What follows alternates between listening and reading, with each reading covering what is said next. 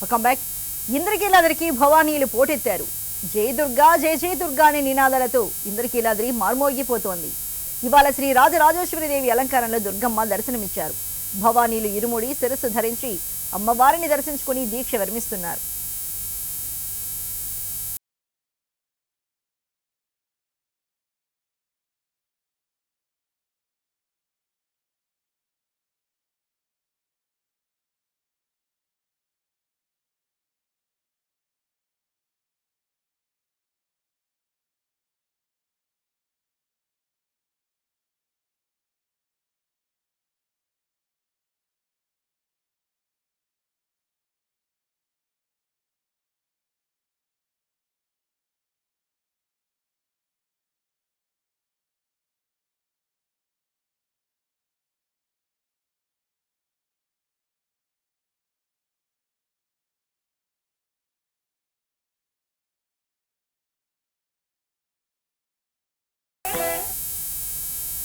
మనం చూస్తున్న దృశ్యాలు ఇంద్రకీలాద్రి దృశ్యాలు. ఇంద్రకీలాద్రికి భవానీలు పోటెత్తారు. జై దుర్గా జై జై దుర్గా అనే నినాదాలతో ఇంద్రకీలాద్రి అక్కడ మార్మోగిపోతోంది.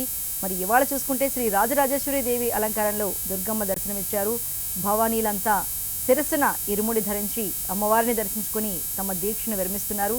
మరి ఈ దీక్షకు సంబంధించి అక్కడ భక్తుల తాకిడి ఎలా ఉందన్న విషయాన్ని వివరించడానికి మా బ్యూరో చీఫ్ రాఘవేంద్ర సిద్ధంగా ఉన్నారు. రాఘవేంద్ర, ఇంద్రకీలాద్రికి భక్తులతో పాటు భవానీలు కూడా పోటెత్తినట్టుగా కనిపిస్తోంది. అక్కడ పరిస్థితి ఎలా ఉంది?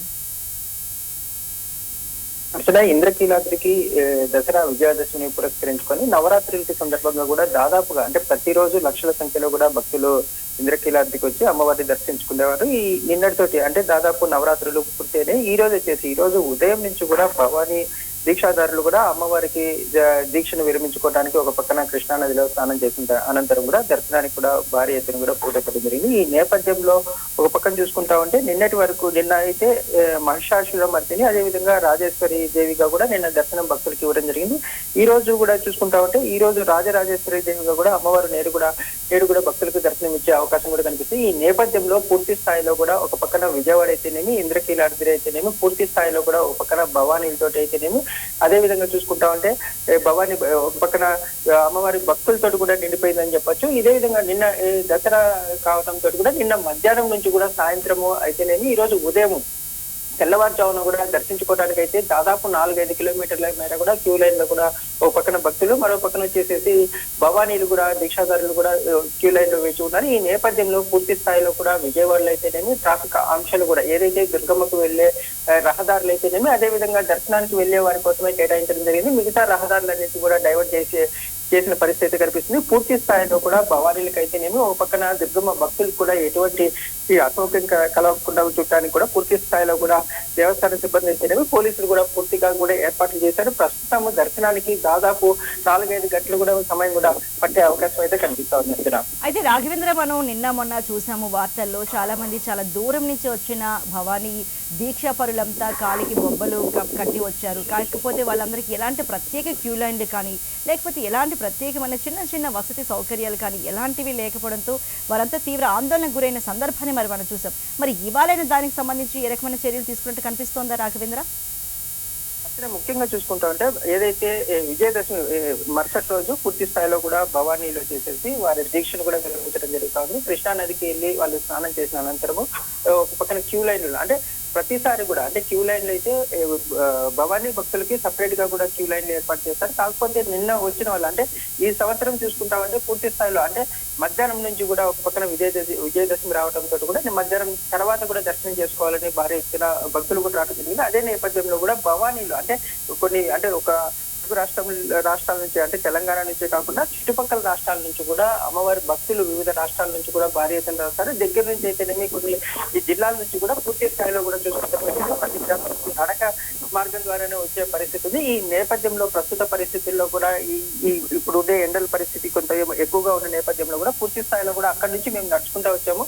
ఇక్కడ భవానీ భక్తులకి పూర్తి స్థాయిలో కూడా ఏర్పాట్లు అయితే జరగలేదనేసి కొంత ఆందోళన వ్యక్తం చేయడం అయితే జరుగుతుంది. కాకపోతే పూర్తి స్థాయిలో కూడా ఒక పక్కన పక్కన దుర్గమ్మ భక్తులకు అయితేనేమి, అదే విధంగా భవానీ భక్తులకు కూడా వేరువేరుగా క్యూ లైన్లు ఏర్పాటు చేయడము, భక్తులు కూడా అధిక సంఖ్యలో రావడంతో కూడా ఇక్కడ ఒకటేసారి దర్శనానికి కూడా చాలా టైం పడతా ఉంది. ఈ నేపథ్యంలో భవానీ భక్తులు పూర్తి స్థాయిలో కూడా ఒక పక్కన ఆందోళన వ్యక్తం చేస్తున్నారు. భవానీ భక్తులకి కొంత తొందరగా కూడా దర్శనం అయ్యేలాగా చూడాలనేసి కూడా వాళ్ళు ఆపోటం అయితే జరుగుతా ఉంది అసలు.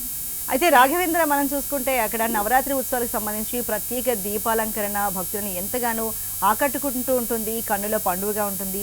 మరి ఈసారి విశేషాలు ఏంటి రాఘవేంద్ర? విజయదశమి అంటే తెలుగు రాష్ట్రాల్లోనే ముఖ్యంగా చెప్పుకోవాలంటే ఇంద్రకీలాద్రి.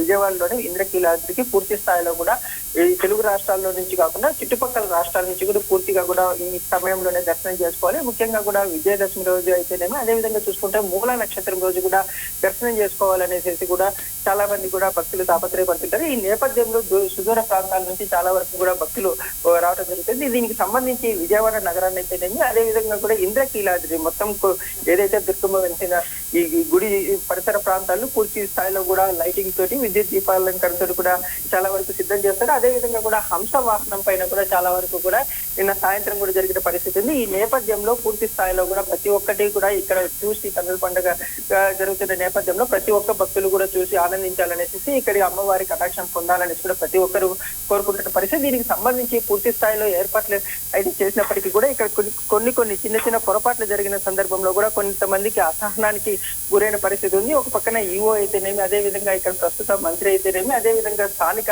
ఎమ్మెల్యేల మధ్య కూడా కొద్దిగా మనస్పర్ధలు రావడంతో కూడా నిన్న ఏదైతే హంసవాసన పైన కూడా ఊరేగే సమయంలో కూడా మధ్యలో అర్ధాంతరంగా కూడా వెళ్ళిపోయిన సంఘటన కనిపిస్తుంది. ఈ నేపథ్యంలో పూర్తి స్థాయిలో భక్తులకు అన్ని రకాలుగా కూడా ఇక్కడ వచ్చేసేసి సౌకర్యాలు కల్పించినప్పటికీ కొన్ని చిన్న పొరపాట్ల నేపథ్యంలో కూడా భక్తులైతే అసహనానికి గురైన పరిస్థితి కూడా తెలుస్తా ఉంది. Right Raghavendra, thank you very much.